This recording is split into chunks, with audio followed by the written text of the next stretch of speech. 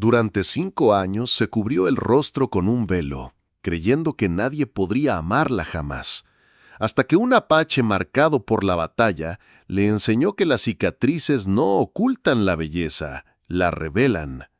En las montañas áridas de Sonora, donde el viento llevaba historias de dolor y esperanza, vivía Soledad Herrera en una pequeña cabaña al borde del pueblo de Santa Cruz. A los 22 años, había aprendido a caminar en las sombras, a hablar solo cuando era necesario y a mantener siempre cubierto el lado izquierdo de su rostro con un velo negro que había sido su compañero constante durante los últimos 5 años. La historia de Soledad había comenzado una noche de julio de 1858, cuando tenía apenas 17 años. Era la hija menor de don Ricardo Herrera, un comerciante próspero que había construido su fortuna transportando mercancías entre México y Estados Unidos. Su madre, doña Elena, era conocida en todo el pueblo por su belleza, y Soledad había heredado esos rasgos delicados, ojos verdes como esmeraldas, cabello castaño que brillaba como seda al sol y una sonrisa que iluminaba cualquier habitación. Esa noche fatídica, Soledad había estado ayudando en la tienda familiar, organizando las telas finas que su padre había traído de la capital. El aire estaba pesado, cargado de la electricidad que precede a las tormentas del desierto, pero nadie anticipó lo que estaba por venir. Fue cerca de la medianoche cuando comenzó el incendio. Una vela mal apagada en el almacén trasero encontró una pila de telas secas, y en cuestión de minutos, las llamas se extendieron con voracidad diabólica. Soledad había estado en el piso superior, revisando el inventario por última vez, cuando el humo comenzó a filtrarse bajo la puerta. Cuando se dio cuenta del peligro, ya era demasiado tarde. Las escaleras estaban bloqueadas por las llamas, y la única salida era una ventana pequeña que daba al callejón trasero. Pero mientras trataba de alcanzarla, una viga en llamas se desplomó del techo, golpeándola en el lado izquierdo de la cara y atrapándola bajo los escombros ardientes. Los gritos desesperados que siguieron despertaron a todo el pueblo. Su padre llegó primero, seguido por una docena de hombres que lucharon contra las llamas para sacarla de entre los escombros. Cuando finalmente la liberaron, Soledad estaba inconsciente, su cabello chamuscado y el lado izquierdo de su rostro devastado por quemaduras que se extendían desde la frente hasta la mandíbula. Durante semanas, luchó entre la vida y la muerte. Doctor Mendoza, el único médico del pueblo, hizo todo lo que pudo, pero sus recursos eran limitados. Aplicó ungüentos, cambió vendajes y oró junto con la familia por un milagro que parecía imposible. Cuando Soledad finalmente despertó después de un mes de inconsciencia, lo primero que pidió fue un espejo. «No, mija», le había dicho su madre con lágrimas en los ojos, «aún es muy pronto.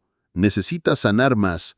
Pero Soledad sabía. Lo sabía por la forma en que las enfermeras evitaban mirarla directamente, por cómo su padre salía de la habitación cada vez que ella intentaba tocar su rostro, por el silencio pesado que llenaba el aire cada vez que alguien entraba a verla.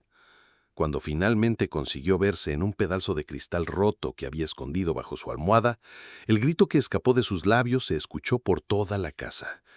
El lado izquierdo de su rostro era una masa de cicatrices rojas y blancas que se extendían como rayos de una tormenta cruel.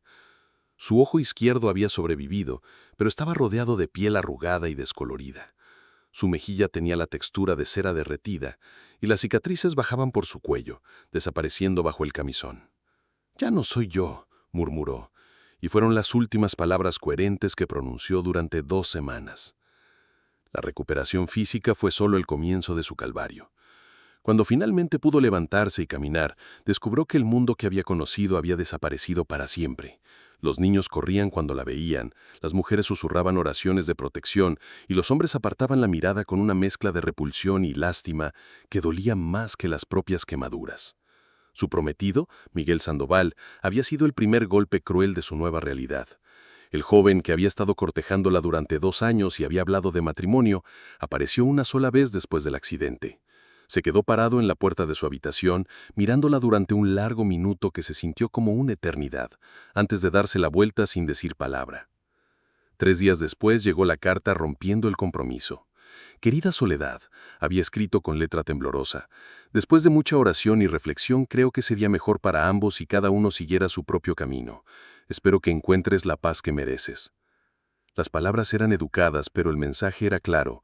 Ya no era lo suficientemente hermosa para ser amada. Los meses que siguieron fueron una espiral descendente de aislamiento y desesperación. Soledad se negó a salir de casa durante el día, aventurándose fuera solo al anochecer, siempre con el rostro cubierto por un velo negro que se había convertido en su máscara permanente. Su familia trató de ayudar, pero su compasión estaba mezclada con su propia lucha por aceptar lo que había pasado. Su madre lloraba cada vez que la veía, como si estuviera lamentando la muerte de la hija hermosa que había perdido. Su padre, un hombre práctico, se sumergió en el trabajo, evitando confrontar la nueva realidad de tener una hija que nunca se casaría, nunca le daría nietos, nunca tendría una vida normal. Sus hermanos mayores, Carlos y Roberto, habían intentado ser solidarios al principio, pero gradualmente comenzaron a evitarla también. La presencia de Soledad en reuniones familiares se había vuelto incómoda, un recordatorio constante de la fragilidad de la belleza y la crueldad del destino. Fue durante el tercer año después del accidente que las cosas empeoraron significativamente. La economía del pueblo había entrado en crisis y don Ricardo había comenzado a acumular deudas considerables. Sus rutas comerciales habían sido atacadas repetidamente por bandidos y varios de sus socios comerciales habían cancelado contratos importantes. «Es una maldición», murmuró doña Carmen, una de las vecinas más chismosas durante una conversación que Soledad escuchó sin querer. Desde el incendio, la familia Herrera no ha tenido sino mala suerte. Esa pobre criatura está marcada por el diablo. Las supersticiones comenzaron a crecer como maleza venenosa.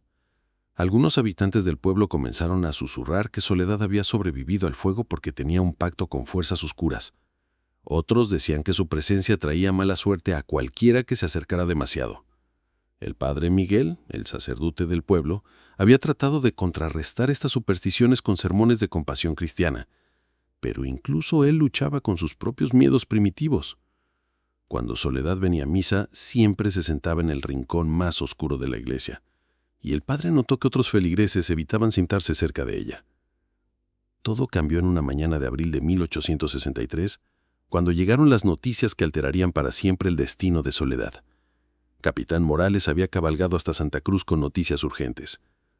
Los ataques apaches en la región se habían intensificado y las autoridades militares estaban desesperadas por encontrar una solución que no fuera guerra total. «Hay un apache», explicó el capitán a don Ricardo y a otros hombres prominentes del pueblo. «Un guerrero llamado Itacoatl. Ha estado liderando los ataques más devastadores, pero nuestros espías dicen que es diferente de otros jefes apaches». «¿Diferente cómo?», preguntó don Ricardo. «Aparentemente él mismo está marcado. Cicatrices de guerra que lo han desfigurado considerablemente. Dicen que es feroz en batalla, pero también que tiene una extraña compasión por aquellos que han sufrido como él». El capitán hizo una pausa, midiendo cuidadosamente sus próximas palabras. «Hemos estado buscando maneras de negociar con él, ofertas de paz que podrían interesarle más que continuar la guerra. Y pensamos que tal vez alguien que entienda lo que es estar marcado por el sufrimiento podría ser la clave». Los ojos de todos los hombres se volvieron instintivamente hacia don Ricardo, quien sintió un frío extraño recorriendo su espalda mientras comenzaba a entender hacia dónde se dirigía la conversación. «Mi hija no es una mercancía para trueque», murmuró. Pero su voz sonaba hueca incluso a sus propios oídos. «Por supuesto que no», respondió el capitán rápidamente. Pero consideremos esto. Si pudiera encontrar un lugar donde su condición fuera vista como algo diferente a una maldición, ¿no sería eso una bendición para ella también? Esa noche, don Ricardo se sentó en su estudio durante horas, contemplando una decisión que sabía cambiaría todo. A través de la ventana, podía ver la luz tenue en el cuarto de Soledad, donde ella pasaba sus noches cosiendo o leyendo, viviendo una vida de sombras que no era realmente vida en absoluto. Cuando finalmente se dirigió a la habitación de su hija, encontró a Soledad sentada junto a la ventana, su velo puesto incluso en la privacidad de su propio cuarto. Estaba bordando algo, un pañuelo delicado que nunca usaría en público, con manos que temblaban ligeramente por el esfuerzo de mantener la concentración. «Soledad», comenzó su padre, su voz más suave de lo que había sido en años. «Necesitamos hablar». Ella levantó la vista, y a través del velo, él pudo ver el brillo de sus ojos verdes, lo único de su belleza original que permanecía completamente intacto. ¿Qué pasa, papá? Don Ricardo se sentó pesadamente en la silla frente a ella, luchando por encontrar las palabras correctas. Ha llegado una propuesta, una oportunidad, pero necesito que la escuches con mente abierta. Soledad dejó caer la costura en su regazo. ¿Qué tipo de oportunidad? Hay un hombre, un apache, un guerrero que, según dicen, ha pasado por su propio sufrimiento. Él podría verte de manera diferente a como que ve la gente aquí. El silencio que siguió fue tan profundo que don Ricardo pudo escuchar el latido de su propio corazón. ¿Me estás entregando a un salvaje?, preguntó Soledad finalmente, su voz apenas un susurro. Te estoy ofreciendo una oportunidad de encontrar un lugar donde no tengas que esconderte, respondió él. Un lugar donde tal vez puedas encontrar algo parecido a la felicidad. Soledad se puso de pie lentamente, caminando hacia la ventana. Fuera, el pueblo se extendía bajo la luz de la luna, un lugar que había sido su hogar, pero que se había convertido en su prisión. ¿Y si él me rechaza también?, murmuró. Entonces regresarás aquí y encontraremos otra manera, prometió don Ricardo. Pero, hija mía, ¿qué tienes que perder intentándolo? Las lágrimas que habían estado contenidas durante 5 años finalmente comenzaron a caer. Soledad lloró por la mujer hermosa que había sido, por el amor que había perdido, por los años de vida que había pasado escondida en las sombras. Pero cuando las lágrimas se agotaron, algo nuevo había tomado su lugar en su corazón. No era esperanza, aún no, pero era algo más, determinación. ¿Cuándo?, preguntó simplemente. Mañana, respondió su padre. El encuentro está arreglado para mañana al mediodía. Esa noche, Soledad se preparó para lo que podría ser su última noche en Santa Cruz. Se bañó cuidadosamente, evitando mirar su reflejo en el agua. Se cepilló el cabello castaño que aún brillaba con vida propia. Se puso su vestido más bonito, uno azul oscuro que había comprado antes del accidente y nunca había tenido valor de usar. Y por primera vez en 5 años, consideró la posibilidad de quitarse el velo. Pero cuando llegó el momento, no pudo hacerlo. El miedo era demasiado profundo, demasiado arraigado. Si este apache la rechazaba también, si veía horror en sus ojos, como había visto en tantos otros, no estaba segura de poder sobrevivir a otro corazón roto. El punto de encuentro era un valle neutral, a 2 horas de camino del pueblo. Don Ricardo había insistido en acompañarla, junto con el capitán Morales y 2 soldados para protección, pero mientras se acercaban al lugar designado, Soledad sintió que cada paso de su caballo la llevaba más lejos del mundo que conocía y hacia algo completamente desconocido. Cuando finalmente vio la figura solitaria esperando en el centro del valle, su respiración se detuvo. Itacuatl estaba parado junto a su caballo, inmóvil como una estatua de bronce. Era alto, más alto de lo que había esperado, con una presencia que llenaba el espacio a su alrededor. Vestía pantalones de cuero y una camisa sin mangas que revelaba brazos musculosos marcados por cicatrices que contaban historias de batallas incontables. Pero lo que más le impactó fue su rostro. El lado derecho era el rostro de un guerrero apache clásico, líneas fuertes, piel bronceada por el sol, ojos oscuros que brillaban con inteligencia feroz. Pero el lado izquierdo de su rostro había sido devastado por lo que claramente había sido una herida de guerra terrible. Cicatrices profundas se extendían desde la frente hasta la mandíbula, distorsionando la línea de sus facciones, pero sin quitarle nada de dignidad natural. Cuando sus ojos se encontraron a través de la distancia, Soledad sintió algo que no había experimentado en 5 años. Reconocimiento. Este hombre sabía lo que era caminar por el mundo marcado, saber que la gente apartaba la mirada, entender el peso de vivir en un cuerpo que había sido alterado por fuerzas más allá del control de uno. Itacuatl comenzó a caminar hacia ellos con pasos medidos. No había prisa en su movimiento, pero tampoco vacilación.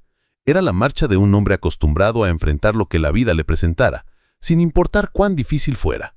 Cuando estuvo a unos metros de distancia, se detuvo y habló en español claro, aunque con acento marcado. Soy Itacuatl, de la tribu del Águila de Fuego. He venido a conocer a la mujer de la que me han hablado. Su voz era grave, controlada, pero Soledad pudo detectar algo más debajo de la superficie formal. Curiosidad tal vez, o incluso algo que podría haber sido esperanza cuidadosamente contenida. Don Ricardo se adelantó nerviosamente. Esta es mi hija. Soledad, ella entiende que esta es una oportunidad para ambas partes de encontrar algo beneficioso. Itacuatl ni siquiera miró a don Ricardo. Sus ojos permanecieron fijos en Soledad, estudiándola con una intensidad que la hizo sentir como si pudiera ver a través del velo, a través de las cicatrices, directamente a su alma. ¿Vienes por tu propia voluntad?, le preguntó directamente a ella. La pregunta era simple, pero Soledad entendió que su respuesta determinaría todo lo que vendría después. «Vengo porque he estado viviendo como muerta durante 5 años», respondió con honestidad que la sorprendió a ella misma. «Si hay algún lugar en el mundo donde eso pueda cambiar, entonces sí, vengo por mi propia voluntad». Algo cambió en la expresión de Itacoatl cuando escuchó sus palabras. Sus ojos se suavizaron ligeramente y por primera vez Soledad vio algo que podría haber sido comprensión. «¿Puedo acercarme?», preguntó, una cortesía que nadie le había mostrado en años. Soledad asintió, aunque su corazón latía tan fuerte que estaba segura de que él podía escucharlo. Itacoatl se acercó lentamente, parándose frente a ella pero manteniendo una distancia respetuosa. De cerca pudo ver que sus cicatrices eran más extensas de lo que había pensado inicialmente, pero también pudo ver algo más, la forma en que él las llevaba sin vergüenza, como marcas de honor en lugar de fuente de humillación. «En mi tribu», dijo suavemente, «las cicatrices cuentan historias. Cada marca es evidencia de batallas sobrevividas, de fuerza demostrada, de la voluntad de seguir viviendo cuando sería más fácil rendirse». Sus ojos nunca se apartaron de su rostro velado mientras hablaba. «¿Puedo ver tu historia?», preguntó finalmente. La pregunta la golpeó como un rayo. Durante 5 años había luchado por mantener ocultas sus cicatrices, por esconder la evidencia de su daño, y aquí estaba este extraño, este supuesto salvaje, pidiéndole que las revelara voluntariamente. Con manos que temblaron solo ligeramente, Soledad levantó el velo. El silencio que siguió fue total. Don Ricardo contuvo la respiración, el capitán Morales se puso rígido y hasta los caballos parecieron quietarse. Pero Itacoatl no retrocedió, no apartó la mirada, no mostró ni rastro de horror o repulsión. En lugar de eso, lentamente levantó su mano y con gentileza infinita trazó una línea en el aire a centímetros de su mejilla cicatrizada, siguiendo el patrón de sus marcas sin tocarla. «Fuego», murmuró, no como pregunta, sino como reconocimiento. «Sí», susurró Soledad. «El fuego y la guerra dejan las mismas marcas», dijo él, señalando sus propias cicatrices. «Ambos nos transforman, ambos revelan lo que realmente somos por dentro». Se apartó un paso, pero su mirada permaneció intensa, evaluadora. La pregunta es, ¿el fuego te hizo más fuerte o más débil? Soledad consideró la pregunta. Durante 5 años había creído que el fuego la había destruido, que la había convertido en algo menos de lo que había sido. Pero mientras estaba parada allí, bajo el escrutinio sin pestañear de este guerrero marcado, comenzó a darse cuenta de algo diferente. «Me hizo más fuerte», respondió lentamente, sorprendiéndose al escuchar la convicción en su propia voz. «Me enseñó que puedo sobrevivir a cosas que pensé que me matarían». Una sonrisa lenta se extendió por el lado no cicatrizado del rostro de Itacoatl. «Entonces eres exactamente la mujer que estaba esperando encontrar». Se volvió hacia don Ricardo por primera vez desde el comienzo de la conversación. «Su hija vendrá conmigo, no como prisionera o como parte de un trato comercial, sino como mi igual. Será honrada en mi tribu, valorada por su fuerza, respetada por su supervivencia». Don Ricardo asintió, aunque Soledad pudo ver lágrimas en sus ojos. «¿Cuándo?», preguntó Soledad. «Ahora», respondió Itacoatl simplemente. «Si estás lista». Soledad miró por última vez hacia la dirección de Santa Cruz, hacia el pueblo que había sido su hogar pero nunca verdaderamente su refugio. Luego miró de vuelta a Itacoatl, a este hombre que había visto sus cicatrices y las había llamado hermosas. «Estoy lista», dijo. Y por primera vez en 5 años creyó completamente en sus propias palabras. El viaje hacia el territorio apache tomó 3 días. Y cada uno de esos días fue una revelación para Soledad.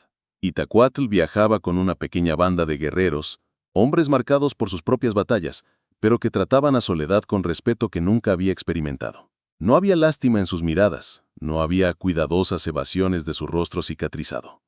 La veían como lo que era, una mujer que había sobrevivido a algo terrible y había encontrado la fuerza para seguir adelante. Durante las noches, cuando acampaban bajo las estrellas, Itacoatl se sentaba cerca de ella junto al fuego.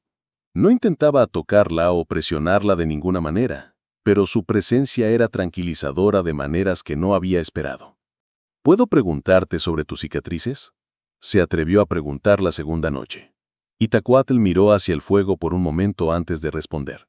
Lanza de caballería mexicana, dijo finalmente. Hace 7 años. Pensé que moriría y durante mucho tiempo deseé haberlo hecho.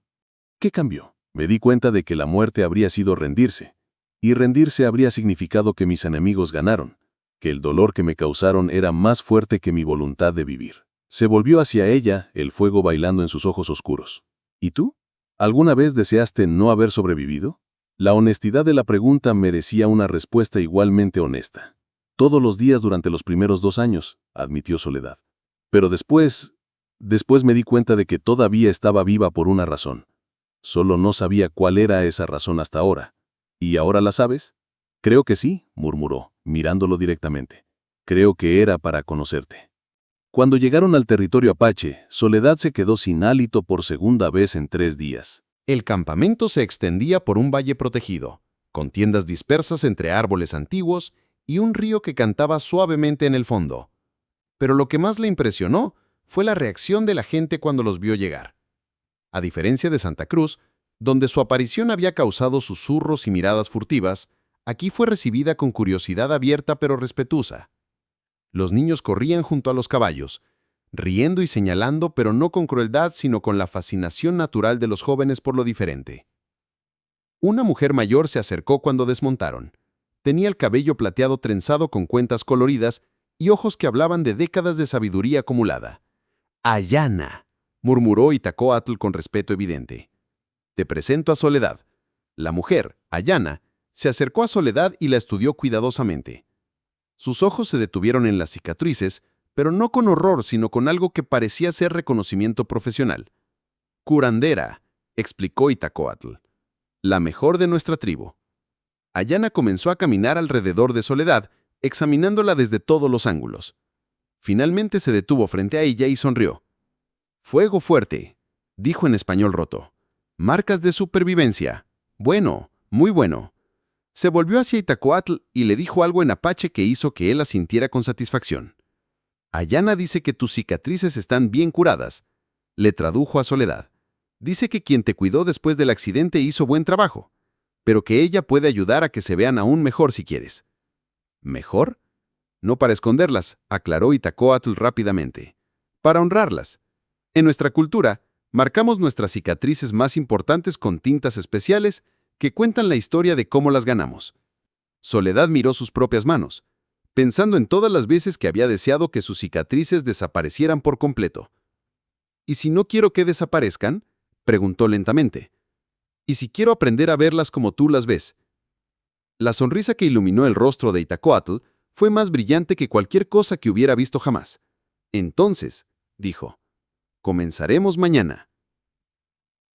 Los días que siguieron fueron los más extraordinarios de la vida de Soledad. Cada mañana traía nuevos aprendizajes, nuevas maneras de ver el mundo y su lugar en él. Ayana se convirtió en su mentora, enseñándole sobre plantas medicinales, técnicas de curación y, más importante, sobre cómo ver las cicatrices como mapas de supervivencia en lugar de marcas de vergüenza. «En nuestra tribu», le explicó Ayana a través de Itacoatl como traductor, «las mujeres marcadas son respetadas especialmente. Se cree que han visto la muerte de cerca y han elegido la vida. Eso las hace sabias, poderosas». Soledad aprendió a preparar medicinas, a identificar plantas comestibles, a leer señales del clima en el vuelo de los pájaros. Pero más importante, aprendió a mirar su reflejo en el agua del río sin apartarse. Su relación con Itacoatl se desarrolló gradualmente, construida sobre una base de respeto mutuo y comprensión compartida. Él nunca la presionó, nunca asumió derechos sobre ella. En lugar de eso, la cortejó con paciencia infinita, mostrándole cada día que la veía como hermosa, completa, valiosa. Una noche después de que habían estado caminando junto al río bajo la luz de la luna, Itacoatl se detuvo y se volvió hacia ella. «Soledad», dijo suavemente, «hay algo que necesito decirte». Su corazón se aceleró. «¿Qué es?» «Me estoy enamorando de ti. No de la mujer que podrías haber sido sin las cicatrices, sino de la mujer que eres con ellas. Eres más hermosa de lo que cualquier mujer sin marcas podría ser, porque tu belleza incluye tu fuerza. Las lágrimas que corrieron por las mejillas de Soledad no eran de dolor esta vez, sino de una alegría tan intensa que amenazaba con abrumarla. «Yo también me estoy enamorando de ti», susurró. «Eres el primer hombre que me ha hecho sentir completa en lugar de rota». Su primer beso fue suave, reverente, como si ambos entendieran que estaban tocando algo sagrado. Cuando se separaron, Soledad sintió que había cruzado un umbral hacia una vida que nunca había creído posible. Los meses que siguieron fueron de felicidad que parecía demasiado buena para ser verdad. Soledad se había convertido en una figura respetada en la tribu, conocida por su conocimiento de medicina y su habilidad para mediar en disputas. Su experiencia de vivir entre dos mundos la hacía perfecta para ayudar cuando surgían conflictos con colonos mexicanos. Itacoatl había resultado ser no solo un guerrero feroz, sino también un líder sabio y un compañero gentil. Juntos habían desarrollado estrategias para proteger a su pueblo mientras buscaban la paz cuando era posible. Fue durante este periodo de felicidad que Soledad descubrió que estaba embarazada. La noticia la llenó de una alegría mezclada con miedo. ¿Y si su hijo heredaba sus cicatrices de alguna manera? ¿Y si el mundo exterior lo rechazaba como la había rechazado a ella? Cuando compartió sus temores con Itacoatl, él tomó sus manos entre las suyas y la miró directamente a los ojos. «Nuestro hijo será hermoso sin importar cómo se vea», dijo con certeza absoluta. «Porque será nuestro, porque llevará el amor que compartimos, y porque crecerá en un mundo donde las diferencias son celebradas. No te midas». El embarazo progresó sin complicaciones, cuidado atentamente por Ayana y celebrado por toda la tribu. Cuando finalmente llegó el momento del parto, Soledad dio a luz a una niña perfecta con ojos verdes como los suyos y cabello oscuro como el de su padre.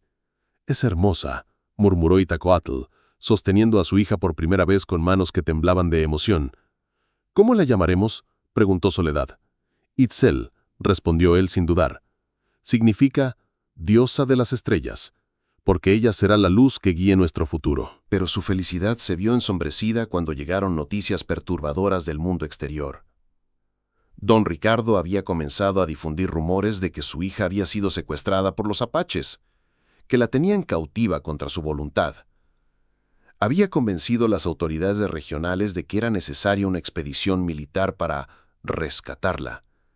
«Es una mentira», le explicó Itacoatl a Soledad una noche, mientras ella amamantaba a Itzel. «Tu padre sabe exactamente dónde estás y por qué estás aquí.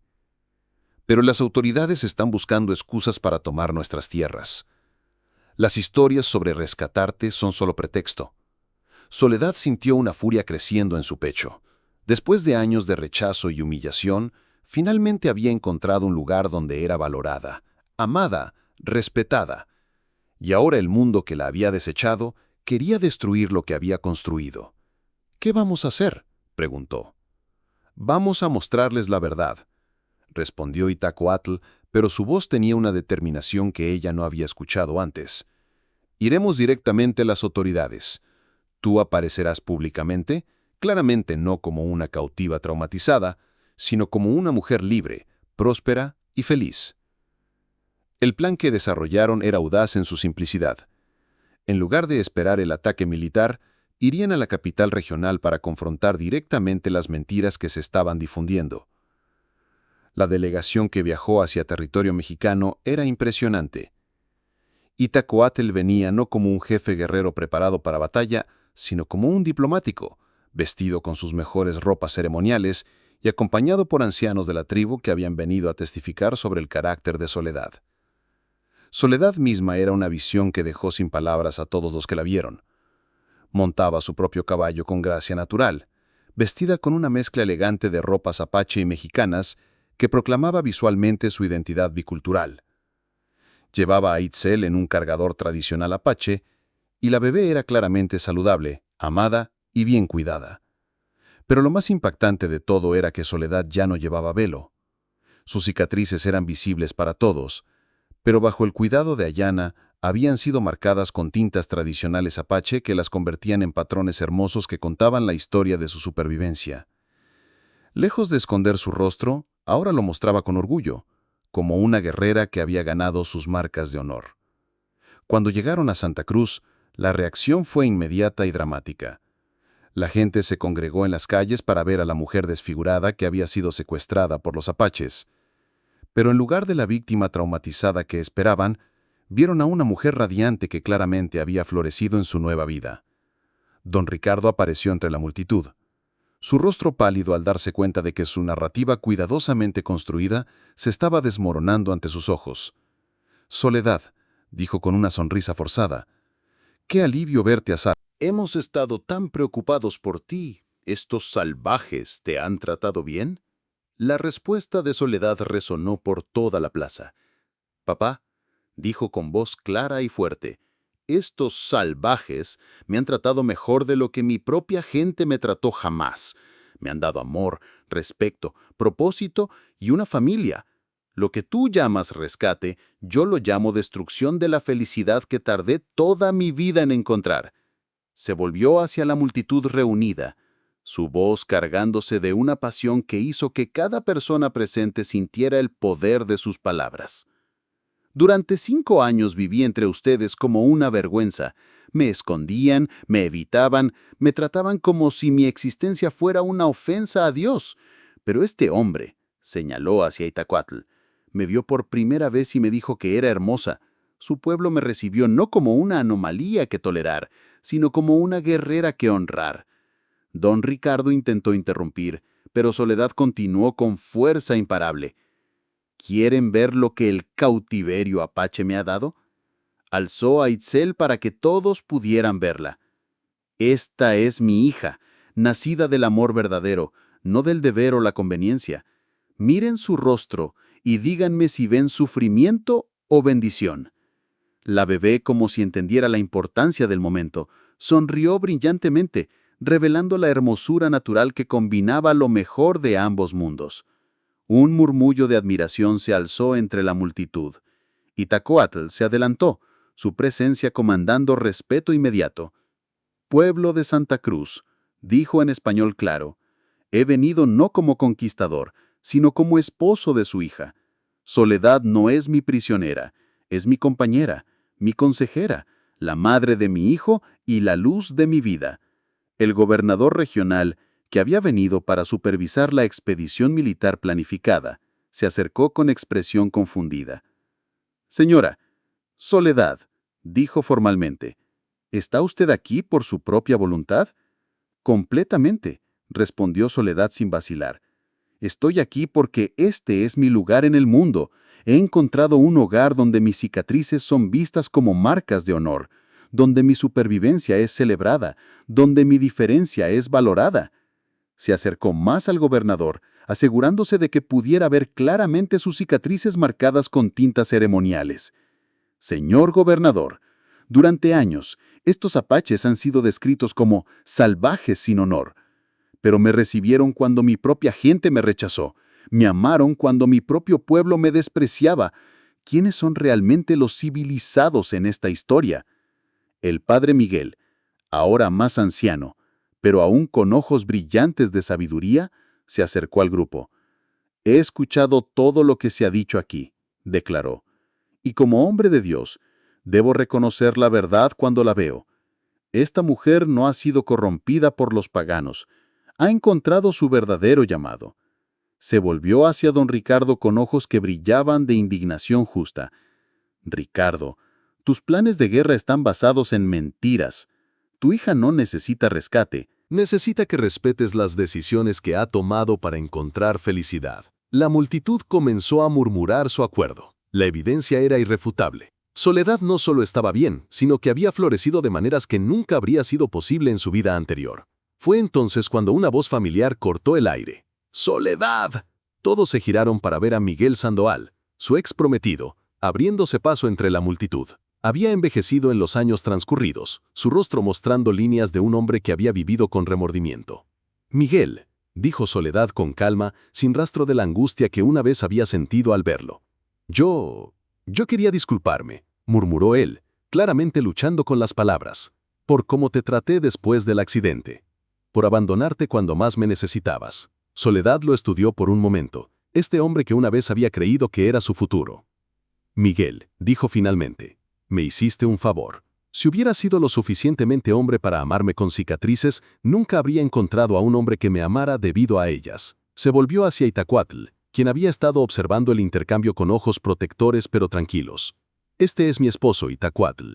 Él vio en mis cicatrices lo que tú nunca pudiste ver, evidencia de mi fuerza. Miguel asintió lentamente, la vergüenza claramente visible en su rostro. Tenías razón en irte, murmuró. Mereces a alguien que pueda verte realmente. El gobernador, que había estado observando todo este intercambio, finalmente habló. Parece que hemos estado mal informados sobre la situación, dijo formalmente. Señora Soledad, si está aquí por su propia voluntad, entonces no hay necesidad de intervención militar. Se volvió hacia Itacuatl. Jefe Itacuatl, ¿estaría dispuesto a discutir términos de paz permanente entre nuestros pueblos? Itacuatl intercambió una mirada con Soledad, quien asintió alentadoramente. Estaría honrado de discutir paz, respondió Itacuatl, especialmente si mi esposa puede servir como mediadora. Ella entiende ambos mundos mejor que cualquiera. Los días que siguieron vieron el nacimiento de un acuerdo de paz que era revolucionario para su tiempo. Soledad sirvió como traductora no solo de idiomas, sino de culturas enteras, ayudando a ambos lados a entender las perspectivas del otro. Se establecieron rutas comerciales que beneficiaban a ambos pueblos. Los apaches ofrecían conocimientos de medicina herbal, técnicas de supervivencia en el desierto y artesanías únicas. Los mexicanos proporcionaban herramientas de metal, telas y acceso a mercados más amplios. Pero más importante que el tráfico fue el intercambio cultural. Soledad estableció una escuela donde niños de ambos pueblos podían aprender juntos, creando la primera generación que veía la diferencia cultural como riqueza, en lugar de amenaza. Ahí Ana se convirtió en una figura respetada incluso entre los mexicanos. Sus técnicas de curación buscadas por familias que habían aprendido a ver más allá de los prejuicios. Sus métodos para tratar cicatrices y quemaduras se volvieron legendarios en toda la región. Años después, cuando Itzel tenía 5 años y sus hermanos menores, gemelos llamados Nalin y Citlali, tenían 3, la familia vivía en una hermosa casa que combinaba arquitectura apache y mexicana, ubicada exactamente en la frontera entre los dos territorios. Era un símbolo perfecto de lo que habían logrado, un puente literal y figurativo entre dos mundos. Una tarde, mientras Soledad enseñaba a sus hijos a preparar medicina tradicional, Itzel le hizo una pregunta que la hizo reflexionar sobre todo el camino recorrido. «Mamá, ¿por qué tienes esas marcas bonitas en tu cara?» Soledad dejó de moler hierbas y miró a su hija mayor.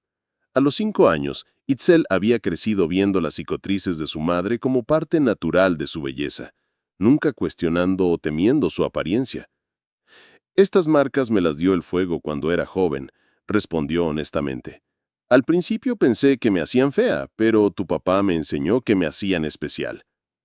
«¿Y por qué tienen colores?», preguntó Nalin, el más curioso de los gemelos. «Los colores cuentan la historia de cómo sobreviví», explicó Soledad, trazando suavemente una de las líneas marcadas.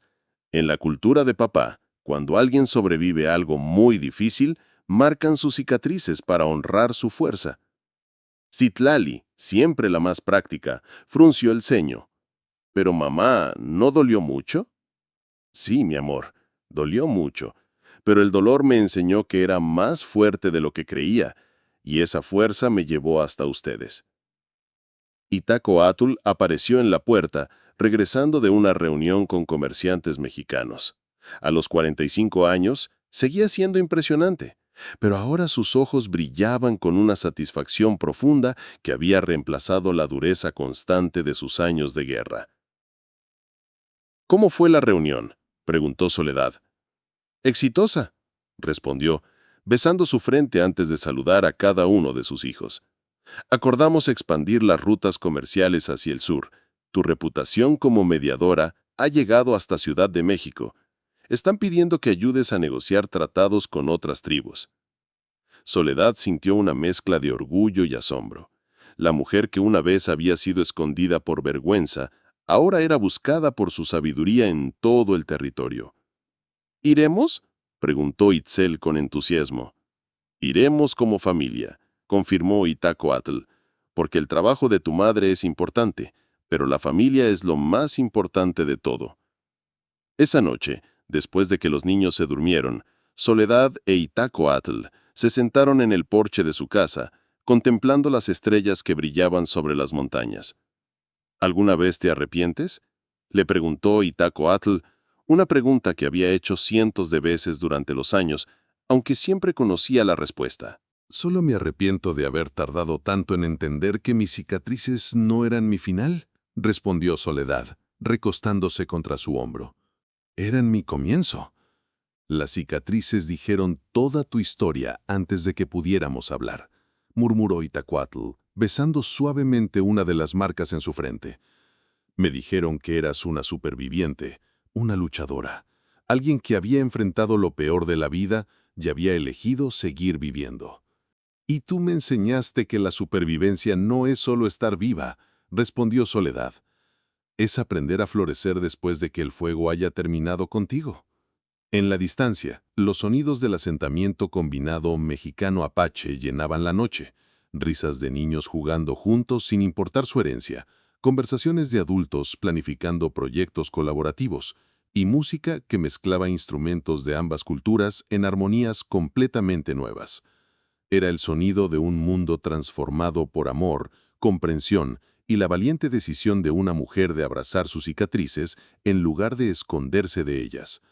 Mientras las estrellas pintaban historias de esperanza en el cielo nocturno, Soledad sonrió sabiendo que la mujer que una vez fue rechazada por fea había encontrado su verdadero propósito, ser la luz que ilumina el camino hacia un futuro donde las diferencias son celebradas, no temidas.